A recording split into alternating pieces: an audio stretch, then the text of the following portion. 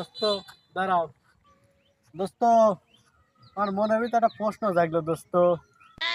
আচ্ছা, কি প্রশ্ন কত দোস্ত? তো দোস্ত, মনে করো সাগরের মাঝখানে একটা লেবু গাছ আছে দোস্ত। তো ওই লেবু গাছে থ্যান তুমি কিভাবে দোস্ত লেবু পাইরে আনবে?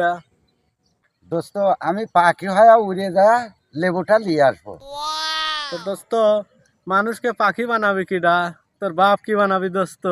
আচ্ছা, সাগরের মাঝখানে লেবু গাছ লাগাবি কি তোর বাপ? যা বেটা শালা, তুই বাপ তুলি কথা কই, সাথে কোনো কথাই নাই।